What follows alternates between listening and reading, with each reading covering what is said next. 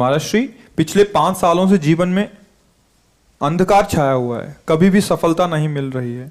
जीवन में आगे क्या करूं क्या ना करूं समझ नहीं आ रहा। सफलता किसे माना है आपने? महाराज जी, श्री जी मैं पढ़ाई पूरी की और मैंने श्री जी से कहा कि मैं अब क्या करूं। तो उन्होंने मुझे कुछ संकेत दिए थे कि आप सरकारी में जाइए और प्रभु की सेवा करिए।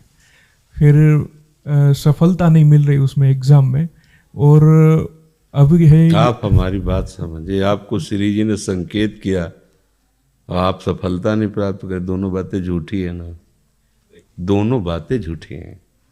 आप सत्य को स्वीकार कीजिए। श्री जी के संकेत को आप जानने लगे। आप श्री जी के संकेत तो तभी जब आप उनकी मन की बात जान लेना, तो आप कितने बड़े सिद्ध हो गए। और फिर सफलता किसकी चाहते हो? प्रकृति जन्य की। आप श्री जी के संकेत को जान जाओगे तो श्री जी के प्रेम की सफलता चाहोगे, लोकवत नहीं। और ये लोक की सफलता, सुनो पहले, प्रारब्ध के अधीन है। इसकी सफलता के लिए श्री जी से प्रार्थना मत करो। हमारी बात समझना। विद्यारण्य जी एक बहुत बड़े महापुरुष हुए हैं। उन्होंने अपने माता पिता को सुखी करने के लिए, धन प्राप्ति के लिए गायत्री अनुष्ठान किया। ब्राह्मण कुल में जन्म हुआ था।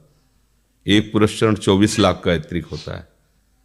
उन्होंने एक पुरस्चरण किया, 2 पुरस्चरण किया, एक बार भी कोई धन की प्राप्ति नहीं हुई। आखिरी में उन्होंने संन्यास लिया। जो संन्यास लिया, माता गायत्री प्रकट हो गई। उनका अब इंद्रासन भी मांगो तो आपका, तो बोले अब क्या जरूरत है, अब तो वैरागी हो गया, विरक्त हो गया। माता पिता भी पधार गए, उनकी सेवा के लिए अर्थ चाहना।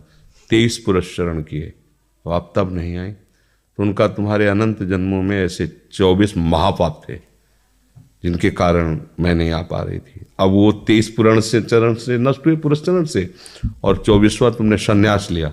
तो अब आप जो चाहो पर, बोले अब चाहिए ही नहीं, क्योंकि अब सन्यासी हो गए, अब तो ब्रह्म प्राप्ति के लिए। तो इससे आभास होता है कि अगर हमारा बुरा प्रारब्ध है तो हमको भोगना पड़ेगा। हम कितना भी प्रयास करें वो हमें, तो हम क्या करें इसमें जिससे हमें परम शांति हो? प्रभु के नाम का जप करते हुए उन पर दृष्टि लगाएं कि प्रारब्ध से हमारा भरण पोषण शरीर का भले, ये हमारा भरण पोषण आपसे होगा नाथ। तो वो एक ऐसे हैं जो आपके प्रारब्ध को भी मिटा देंगे। वो ऐसे शरणागत वत्सल हैं कि सब लिखा पढ़ी अलग कर देंगे।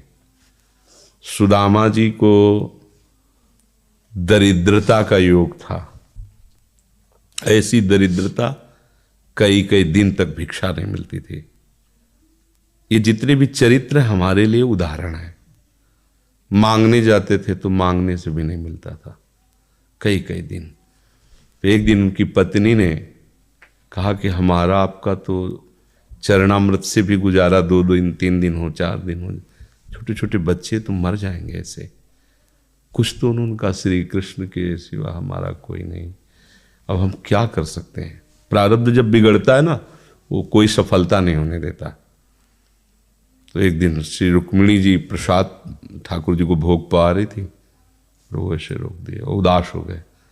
तो उनका, प्रभु ऐसी स्थिति हमने जब जब आपकी देखी, तो किसी भक्त को जब कष्ट होता है तब आपको ऐसे देखा है।